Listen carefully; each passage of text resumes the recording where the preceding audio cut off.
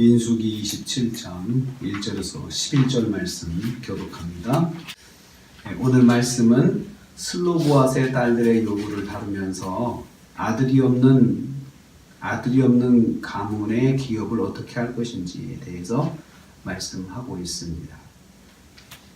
슬로보앗의 5 딸들이 모세를 찾아왔습니다. 1절에서 4절 말씀입니다. 므낫세 자손 중 슬로보앗은 아들이 없이 딸만 5을 두고 세상을 떠났습니다. 광야 생활에서 주신 법에 따르면 아들에게만 기업을 물려줄 수 있었습니다. 이에 5 딸들이 모세를 찾아온 것입니다. 기업을 상속한다고 하는 것은 가문의 이름이 이어지는 것을 말합니다. 그런데 아들이 없어 기업을 물려주지 못하면 그 가문의 이름이 사라지는 것을 의미했습니다. 딸들은 이 점을 호소하였습니다. 아버지의 이름이 이스라엘에서 없어지는 것을 지키고자 이 딸들이 모세를 찾아온 것입니다.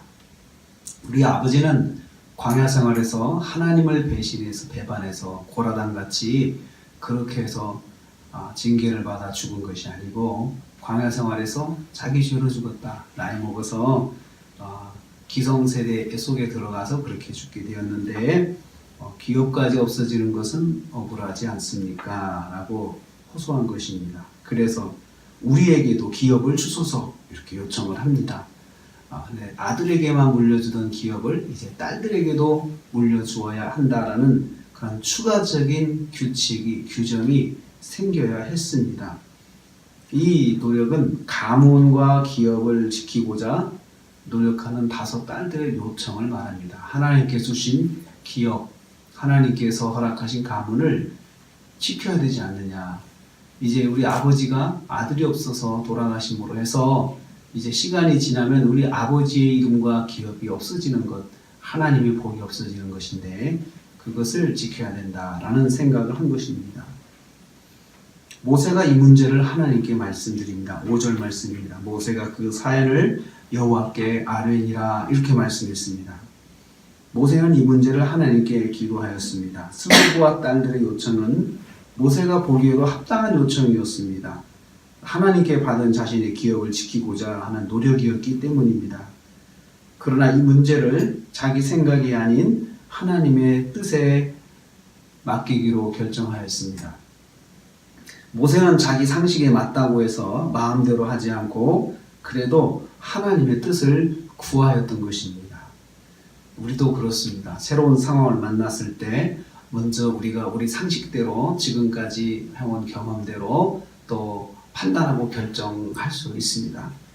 그렇게 하는 것을 보통 사람들은 맞다고 생각을 합니다. 그런데 모세는 우리에게 한 가지를 보여주는데 그래도 하나님께 구해야 한다.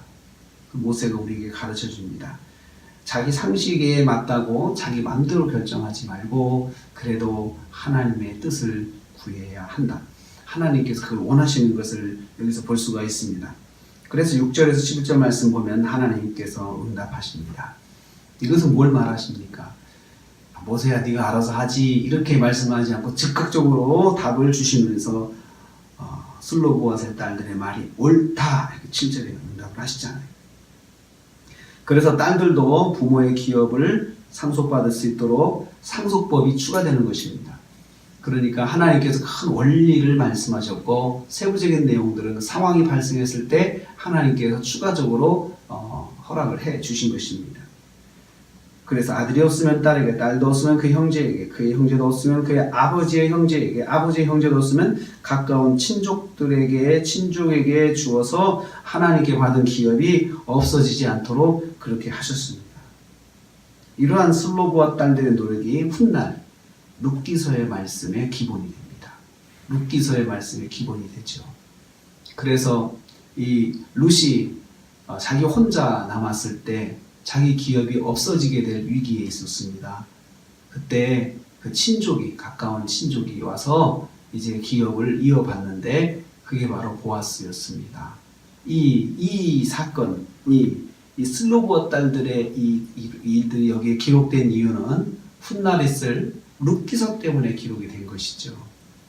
여기서 이런 일들이 왜 우리에게 일어났을까? 이스라엘 자손에게 이런 상황이 일어났을까? 이것을 왜 하나님께서 특별히 다루실까? 아무도 생각하지 못했습니다. 모세조차도 거기에 대해서 훗날 이런 문제가 있을 것이다 라는 생각을 하지 못했지만 하나님께서 그 문제를 미리 준비해 주셨던 것입니다. 오늘 말씀은 그렇습니다. 하나님은 하나님께 받은 복을 지키고자 구하는 기도를 외면하지 않으신다는 거죠. 우리가 하나님께 받은 복을 지키고자 노력할 때 그것을 지키고자 하나님 앞에 구하고 엎드리면 하나님은 반드시 그것을 응답해 주신다는 것이죠. 그래서 하나님께 받은 복은 받는 것도 중요하지만 지키는 것도 더 중요한데 그걸 지키기 위해서 기도하고 구하고 또 하나님께 나가는 것을 하나님께서 받으신다는 것입니다. 또 한 가지는 하나님은 장차 있을 문제에 대해서 미리 준비하시는 분이십니다. 그래서 우리가 지금 왜 그런지 몰라도 하나님께서 인도하실 때 상황이 만들어질 때는 그 속에서 하나님의 뜻을 구하는 것이 일단은 정답입니다. 하나님 어떻게 해야 됩니까? 우리가 왜 이런 일이 나에게 일어났습니까? 이렇게 따지지 말고 하나님 이럴 때는 어떻게 합니까? 이렇게 하는 것이 하나님의 뜻대로 따라가는 방법입니다. 오늘도 우리가 하루를 삽니다. 우리는 새로운 상황을 만났을 때 내 상식대로 결정하기보다도 하나님의 뜻을 구하는 것이 오늘 성경이 우리에게 말씀하는 것입니다.